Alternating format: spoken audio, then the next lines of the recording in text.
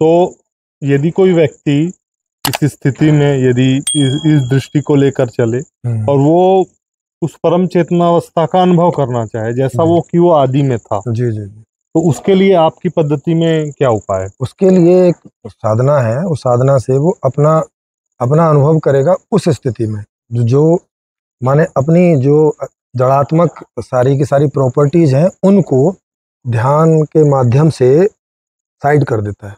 वो रियल में नहीं होती, समझ गया, अनुभव में साइड हो जाती है ना, उनका अनुभव होना बंद हो जाता है। विवेक कर लेता है कि ये अलग है, जड़ चेतन अलग है। विवेक नहीं, रियल में अनुभव ही होता है, आत्मा अनात्मा को अलग कर लेता है। मतलब जैसे अभी भी हम करके देख लेते हैं कि वस्तु और उसके गुणों को हम अलग अलग देख लेते हैं कि नहीं, ऐसे देखने के लिए कर नहीं सकते अलग अलग, मगर हम समझते तो हैं, है ना। हाँ, ऐसे करके। और वो समझते कैसे? अनुभव करके ही समझते हैं, अनुभव हो रहा है हमें देखने में, सुनने में, ऐसे सब चीजों में। तो साधना के द्वारा हम अपनी इस चेतन की का जो जिसको शुद्ध चेतन बोले, उस अवस्था को जो कि हमें सुषुप्ति में प्राप्त होती है, और साधना से उस अवस्था में जागे हुए जाया जाता है, चेतन ही हुए हुआ है, जिसको कि समाधि कह सकते हैं। आप समाधि कह सकते हो उसको। तो उस अवस्था में क्या होता है कि जितने भी बाहर के सारे जो हमें अनुभव होते हैं, वो अनुभव करने की जो हमारी इंद्रियां हैं उनसे हम कट ऑफ हो जाते हैं। उस समय कट ऑफ होने पर हमें इस चेतनता का ही मात्र अनुभव होता है। तो हमें वहां पे समझ में आ जाता है कि मात्र चेतन मतलब क्या होता है, लेकिन वो इससे अलग नहीं होता, ये भी वहां समझ में आता है कि वास्तव में अलग नहीं होता, पर हमारे पास ये क्षमता है कि हम उसे अलग से अनुभव कर सकते हैं। तो ये बात है। तो उसका क्या, उसके प्रोसेस क्या है आपके हिसाब से? उसका प्रोसेस है जो जिसका उपयोग मैंने किया, वो योग निद्रा प्लस अवेयरनेस। जी। तो योग निद्रा तो आप जानते ही हैं, जो रिलैक्स होने के लिए लोग इस्तेमाल करते ही हैं। जी। उसी प्रक्रिया को इस तरह से करना, थोड़ा सा डिफरेंट करना है कि हमें नींद में ना जाके हम जगे हुए स्वप्न में और उसके बाद सुषुप्ति में प्रवेश करें। जैसे यहाँ जगे हुए हैं ऐसे ही, क्योंकि जनरली होता क्या है, स्वाभाविक रूप से जब हम सोते हैं तो हमारा चेतन की जो त्वरा है वो कम हो जाती है। जी। जैसे सपने में चेतन बुद्धि वो सब डल हो जाती है यहाँ की तुलना में। जी जी, जागृत अवस्था की तुलना में। हाँ, और स्वप्न से भी ज्यादा डल हो जाती है सुषुप्ति अवस्था। इतनी डल हो जाती है कि वो मेमोरी भी काम नहीं करती। और चेतनता, अगर मैं इसे बल्ब से आपको समझाऊं, वो पहले एक वो लाल वाले बल्ब होते थे, फिलामेंट वाले। तो अगर इसे आप समझें कि 100% जब बल्ब जलता है तो समझ लो कि वो है जागृत अवस्था। अगर उसमें आप इलेक्ट्रिसिटी 70% कम कर दो, इलेक्ट्रिसिटी का जो वोल्टेज है उसको अगर आप 70% कम कर दो, तो वो लाल सा जलने लगता है, प्रकाश उसका कम हो जाता है, काफी कम। वो अवस्था समझ लो कि जब हमारे चेतन की मात्रा इतनी कम होती है तो स्वप्न में हम प्रवेश करते हैं। और अगर उसमें हम 5-10 वोल्ट ही छोड़ें चेतन, तो आप देखोगे कि वो लाल भी नहीं हो रहा है, लेकिन बिजली है वहां पे, पर लेकिन लाल नहीं हो रहा है। ऐसी हमारी सुषुप्ति अवस्था होती है चेतन रूप में। हाँ जी। तो चेतन तो अभी भी शरीर का हिस्सा है, कम नहीं हुआ है। हाँ, तो जागृत में पूरा रहता है 100%। अगर वो भी हम बीमार नहीं रहते, जागृता रहता है या चेतन एक्टिव रहता है। आप चेतन की स्टेट्स बता रहे हैं? स्टेट्स बता रहा हूँ, हाँ। जैसे हमारे चेतन के, आप मांडुक्य उपनिषद पढ़ेंगे तो उसमें चेतन की या आत्मा की 4 अवस्थाएं हैं, जागृत, स्वप्न, सुषुप्ति और तुरिया। हाँ, चेतन की अवस्था है। और उनके बारे में वहाँ वाकायदा उनके लक्षण लिखे हुए हैं चारों के। आप चाहें तो वो 12 श्लोक है कुल, उसका आप हिंदी पढ़ेंगे तो जागृति में भी चैतन्य स्वप्न अवस्था में हो सकता है। जागृति में जगा हुआ तो स्वप्न अवस्था में नहीं होगा ना, कैसे होगा?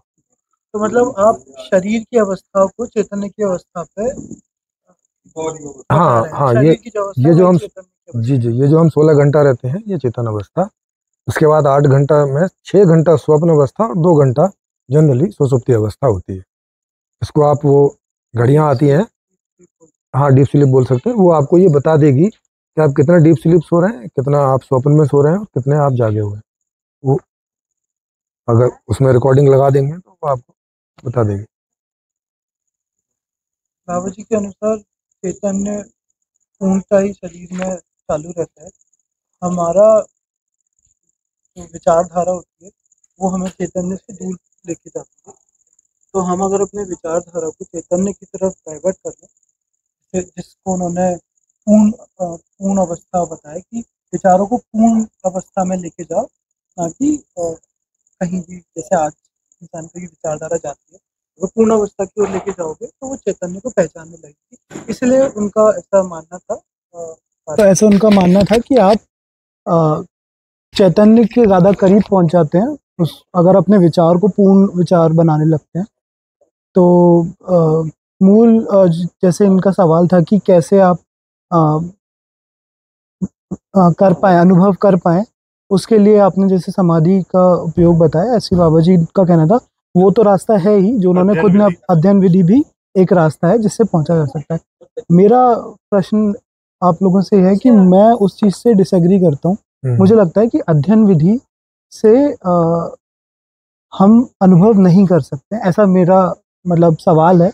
और उसका मेरा मतलब सवाल का जो मूल है वो यहाँ से आया है कि कोई अगर एक रस या कोई अगर एक स्वाद मैंने किया है और वो स्वाद आपने कभी नहीं चखा है, हाँ, तो मैं कितने भी शब्दों का प्रयोग कर लूं मैं आप तक नहीं पहुंचा सकता। एज इट इज नहीं जान सकता, एज इट इज नहीं, मैं कैसे भी नहीं बता आइडिया सकता। लगेगा बस अच्छा ऐसा नहीं, वो भी जो आइडिया होगा वो गलत होगा, क्योंकि मैं सिर्फ शब्दों का प्रयोग करूंगा जो आपने अपने एक्सपीरियंस में कभी नहीं किया। तो मेरा ऐसा मानना है कि अध्ययन से आप वहां नहीं पहुंच सकते जहां मतलब आप वो अनुभव नहीं कर सकते। सही बात है, मैं अभी आपके अनुभव से सहमत हूँ, मतलब इस बात से सहमत हूँ, क्योंकि एग्जैक्टली कोई भी चीज को हम अनुभव से ही जानते हैं, बिना अनुभव के संभव नहीं है वो। नहीं, केवल श्रुति से हमें सूचना मिलती है, मतलब जैसे कोई हमें बताया उसके बारे में तो उसकी सूचना मिलती है, जब तक हम उसका एक्सपीरियंस नहीं करते उसे हम एग्जैक्टली समझते नहीं है।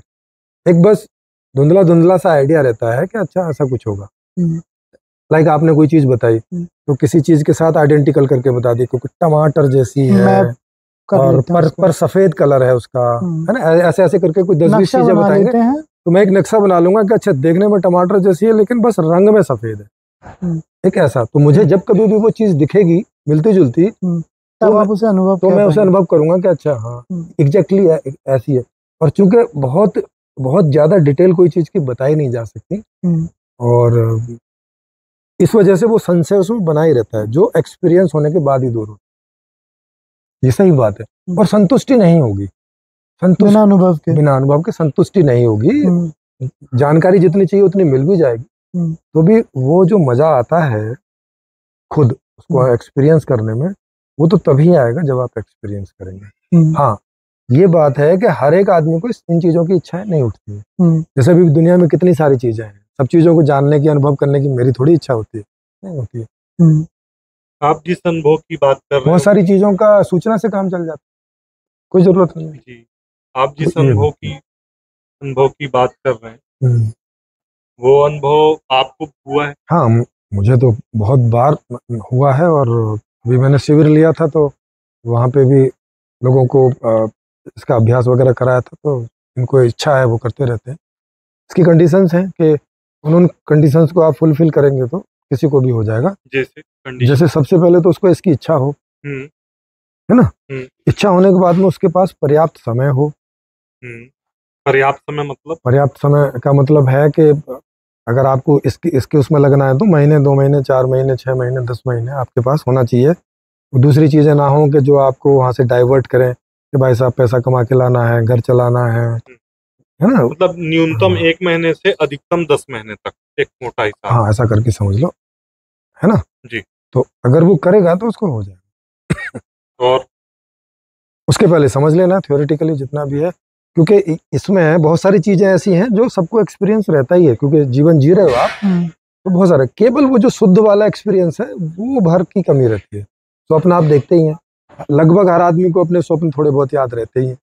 ये 16 घंटे का जीवन सबको याद रहता ही है। तो इससे ही आप मोर देन 90% उस चेतन को आराम से एक्सपीरियंस आप करते ही हो। बस आपको मुझे समझाना है कि ये चीज है, अनुभव में आपके वो ऑलरेडी है, जैसे अभी मैंने बहुत सारी बातें बताई, इसमें बहुत सारी बातें ऑलरेडी आप लोगों के अनुभव में होंगी ही, तो उनको दोबारा दोबारा करने की जरूरत नहीं है, उनको बस समझने की जरूरत रहती है। ये जो शुद्ध वाला अनुभव है ये नहीं होगा, तो इसे करने की जरूरत पड़ेगी, नहीं तो ये आपके लिए एक सूचना मात्र ही रह जाएगी। लेकिन इसकी भी जरूरत तब है जब आपको इसकी कोई इच्छा उठती है। ये जरूरी नहीं है कि सूचना पाने के बाद कोई इच्छा उठे इसकी।